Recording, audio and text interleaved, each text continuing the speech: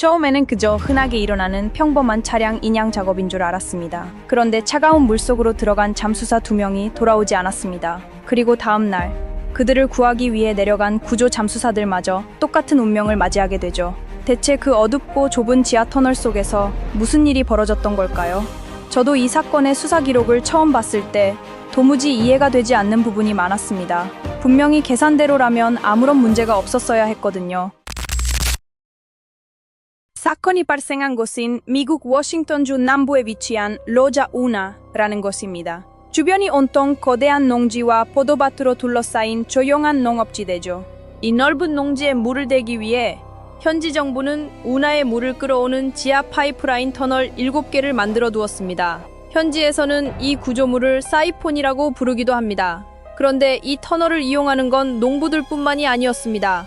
경찰의 단속을 피하려는 차량 절도범들이 훔친 차를 이 운하에 수시로 갖다 버렸던 겁니다. 물살을 따고 흘러간 차들은 결국 좁은 지하 파이프라인 중간에 걸려 물길을 막아버리기 일쑤였고, 그래서 지자체에서는 매년 농사철이 시작되기 전에 이 차들을 건져내는 작업을 해야만 했습니다. 보통이라면 여기서 끝났어야 하는 평범한 정비 작업이었죠. 사건의 시작은 1997년 3월 14일이었습니다. 용수구역 근처의 한 지하 파이프라인 내부에 차 3대가 갇혀있는 것이 발견됩니다. 농사에 차질이 생기기 전에 차를 빼내야 했던 당국은 2주 뒤인 3월 28일 본격적인 인양 작업을 시작합니다. 이 터널은 결코 만만한 곳이 아니었습니다. 길이만 약 673m에 달하고 가장 깊은 곳은 31.7m. 하지만 지름은 고작 2m 남짓한 좁은 관이었죠. 게다가 내부 구조가 말발굽 모양으로 꺾여 있어서 안을 들여다보기가 극도로 어려운 구조였습니다. 이 위험한 작업에 고용된 건 33살과 41살의 잠수사 2명이었습니다. 그런데 여기서 수사의 흐름을 바꾸는 치명적인 사실이 하나 나옵니다. 이들은 전문적인 상업 잠수사가 아니라 취미로 다이빙을 배운 레크리에이션 잠수사들이었던 겁니다. 지자체에서 예산을 아끼기 위해 전문 인력을 쓰는 대신 과거 운하에서 일해본 경험이 있던 이들을 고용한 것이었죠. 조금 이상하지 않나요? 이런 위험한 밀폐 공간에 비전문가를 투입했다는 것부터가 말이죠. 당시는 3월이라 날씨가 무척 추웠고 파이프라인 입구는 심지어 얼어붙어 있었습니다. 오전 10시쯤 두 잠수사는 얼음을 깨고 차가운 물속으로 들어갔습니다. 그들에겐 허리에 매는 안전벨트도 없었고 오직 얇은 스틸 케이블 하나만 손에 쥐고 있었습니다. 계획은 단순했습니다. 차가 있는 곳까지 헤엄쳐 가서 차량 앞 범퍼에 케이블을 연결한 뒤 다시 물 위로 돌아와 차를 끌어올리는 것이었죠. 터널이 아주 길지 않다고 판단했기에 두 사람은 각자 공기통을 딱 1개씩만 메고 들어갔습니다.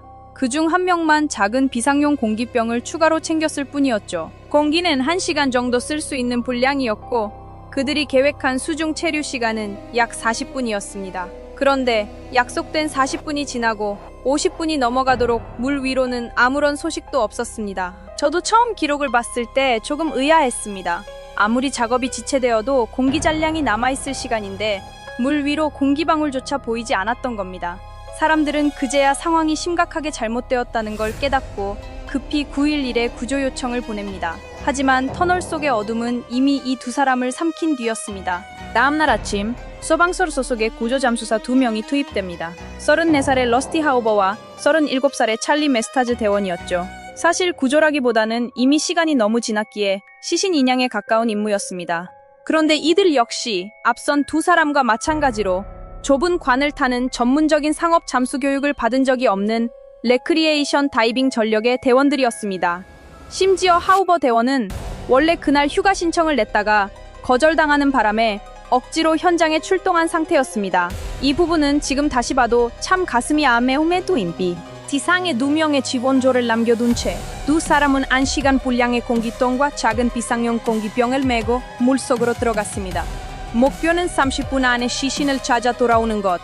터널 속으로 들어간 지 20분쯤 지났을 때 그들은 마침내 어둠 속에서 전날 실종된 잠수사들의 시신을 찾아내는데 성공합니다. 이제 시신을 수습해 막 돌아설 준비를 하던 바로 그 순간이었습니다. 잠수사 한 명이 무심코 자신의 공기 잔량계를 확인했습니다. 그리고 온몸에 피가 차갑게 식는 듯한 충격을 받게 됩니다. 분명히 1시간은 버텨야 할 공기가 고작 10분 남짓밖에 남아있지 않았던 겁니다. 전날 흔적도 없이 사라진 잠수사들과 소름 끼치도록 똑같은 상황이 지금 이 두 사람에게도 똑같이 벌어지고 있었습니다. 두 사람은 수습하려던 시신을 그 자리에 내팽개치고 오직 살아야겠다는 일념으로 터널 입구를 향해 필사적으로 헤엄치기 시작했습니다. 하지만 극심한 공포 속에서 도망치다 보니 공기는 예상보다 훨씬 빠르게 바닥을 드러냈습니다. 결국 한 명의 공기통이 먼저 메말랐고 두 사람은 그 와중에 하나의 비상용 공기병을 서로 나눠 마시며 간신히 버텨야 했습니다. 한편 물 위에서 대기하고 있던 두 명의 지원조 대원들은 뭔가 이상하다는 걸 눈치챕니다. 수면 위로 뽀글뽀글 올라오던 공기방울이 어느 순간부터 완전히 끊겨버린 겁니다. 상황이 잘못됐음을 직감한 지원조 대원들이 곧바로 물속으로 뛰어들었습니다. 그리고 약 10분 뒤 터널 출구에서 고작 61m 떨어진 곳에서 두 사람을 발견했습니다. 발견 당시에 잠복한 상태, 두 사람 모두 미동조차 하지 않는 상태로 멈춰 있었음. 이미 호흡기 레큘레이터는 입에서 완전히 빠져나와 있었음. 지원조 대원들이 서둘러 그들을 터널 밖으로 끌어올려 인공호흡을 시도하고 구급차로 이송했지만 하우버 대원은 현장에서 끝내 숨을 거두었습니다. 메스타즈 대원은 병원으로 옮겨졌으나 결국 의식을 되찾지 못한 채 3일 동안 혼 상태에 빠져 있다가 세상을 떠나고 말았습니다. 구조하러 들어갔던 대원들마저 모두 목숨을 잃은 겁니다. 수사 당국은 곧바로 이들이 사용한 장비를 점검했습니다. 어디서 공기가 샌 건 아닐까 의심했던 거죠. 하지만 장비에는 그 어떤 누출도 없었고 공기의 혼합 비율도 지극히 정상적이었습니다. 단지 공기통이 아주 깨끗하게 텅 비어 있었을 뿐입니다. 참사가 일어난 바로 그날, 시 당국은 추가참 수사를 투입하는 대신 파이프라인의 물을 완전히 빼내기로 결정합니다. 물을 다 빼고 나서야 터널 깊은 곳에 남아있던 첫 번째 참수사 2명의 시신도 온전히 수습할 수 있었죠.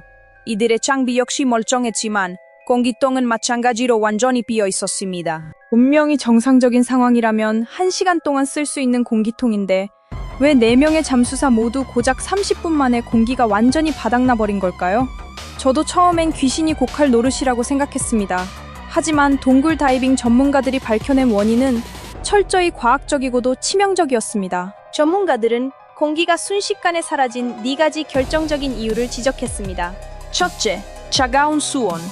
얼어붙은 물속에서는 인간의 몸이 체온을 유지하기 위해 거칠게 과호흡을 하게 되며 공기 소모량이 급격히 늘어납니다. 둘째, 격렬한 노동. 물속에서 차를 인양하고 시신을 수습하는 거친 작업은 단순한 레크리에이션 다이빙보다 훨씬 많은 산소를 요구합니다. 셋째, 깊은 수심. 30m가 넘는 깊은 수심으로 내려갈수록 수압 때문에 공기가 압축되어 평소보다 소모 속도가 몇 배는 빨라집니다. 넷째, 마지막 패닉.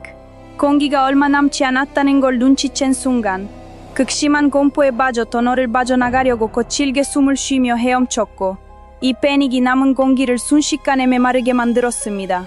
전문가들의 말에 따르면 이런 위험한 터널 작업에 들어갈 때는 최소 90분에서 2시간 분량의 공기를 치밀하게 준비했어야 했다고 합니다. 하지만 이들은 전문적인 기술 다이빙 지식이 전혀 없었기에 이 사실을 몰랐던 겁니다.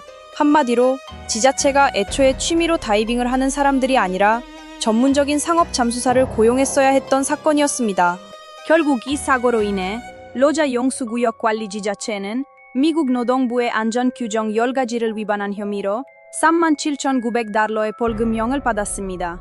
나중에 사망한 대원의 아내는 남편이 그런 위험한 임무에 투입되어서는 안 됐다며 소방서와 지역 정부를 상대로 소송을 제기하기도 했습니다. 하지만 법원은 이 소송을 기각했습니다. 지역 정부는 법적 책임 면제 대상이었고 숨진 대원들은 전문 잠수사가 아닌 소방관 신분으로 출동한 것이었기 때문에 소방서 측에도 책임을 묻기 어렵다는 이유였습니다. 예산을 아끼려던 무모한 결정과 안전 불감증이 불러온 참혹한 비극. 그렇게 4명의 목숨을 앗아간 로자 우나 사건은 씁쓸한 결말과 함께 종결되었습니다. 오늘 이야기는 여기까지입니다. 영상이 몰입되셨다면 좋아요와 구독 부탁드리고 저는 다음 사건으로 다시 찾아뵙겠습니다.